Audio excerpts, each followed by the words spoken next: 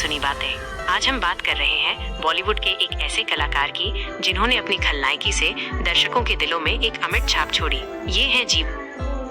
10 जून को उनकी पुण्यतिथि है और इस मौके पर हम उनके जीवन से जुड़े कुछ अनछुए पहलुओं पर रोशनी डालेंगे। कश्मीर की वादियों से मुंबई के फिल्मी पर्दे तक का सफर।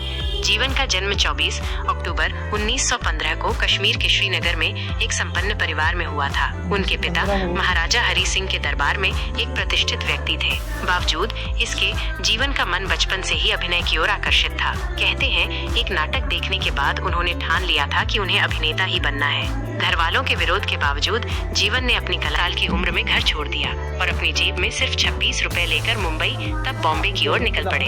ये उनके दृढ़ संकल्प और जुनून का ही नतीजा था कि एक कश्मीरी पंडित लड़का जिसके पास कोई गॉडफादर नहीं था, हिंदी सिनेमा के सबसे यादगार खलनायकों में से एक बना। संघर्ष और शुरुआती दौर।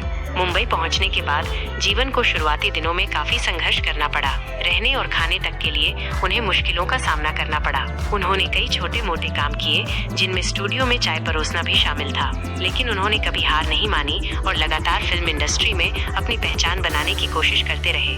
उनकी मेहनत रंग लाई और उन्हें फैशन 1936 में एक छोटा सा रोल मिला। इसके बाद वीर, नया जमाना, इंसाफ का तराजू, तेरी मेरी कहानी, लावारिस और कुली शामिल हैं। इन फिल्मों में उनके डायलॉग और उनके चेहरे के भाव आज भी दर्शकों को याद है। खासकर अमर अकबर एंथोनी में रॉबर्ट के किरदार में उनका my name is Anthony Gonsalves वाला सीन आज भी बहुत मशहूर है। सकारात्मक भूमिकाएं भी निभाई। हालांकि जीवन को उनकी खलनायकी के लिए सबसे ज्यादा जाना जाता है, लेकिन उन्होंने कुछ फिल्मों में सकारात्मक भूमिकाएं भी निभाई। हमदर्द और स्टेशन मास्टर जैसी फिल्मों में उन्होंने अपनी अभिनय क्षमता का दूसरा पहलू भी दिखाया, लेकिन दर्शकों ने उन्हें विलन के रूप में ही ज्यादा पसंद किया। निजी जीवन। जीवन का निजी जीवन काफी शांत और पारिवारिक था। उन्होंने रमा जीवन से शादी की और उनके 3 बच्चे हुए, आदित्यधर और रोमाधर। किरण कुमार भी एक जाने माने अभिनेता हैं जिन्होंने कई फिल्मों और टेलीविजन धारावाहिकों में काम किया है।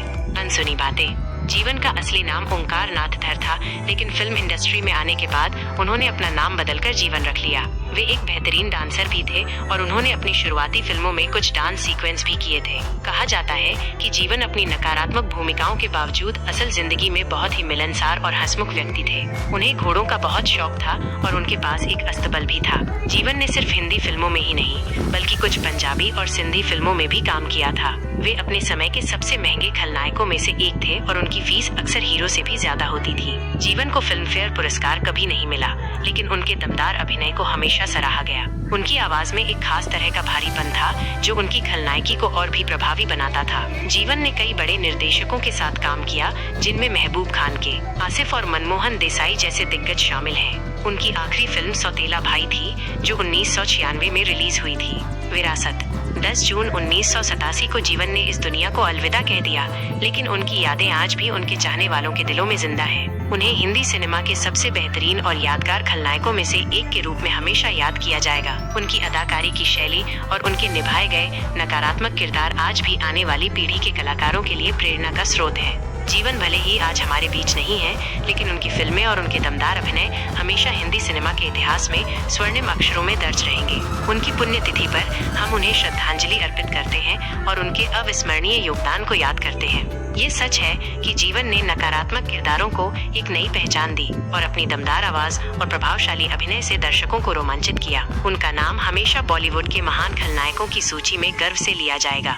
आज उनकी पुण्यतिथि पर आइए हम उनकी कुछ बेहतरीन फिल्मों को याद करें और उनके अभिनय के जादू को एक बार फिर महसूस करें। जीवन, आप हमेशा हमारे दिलों में रहेंगे।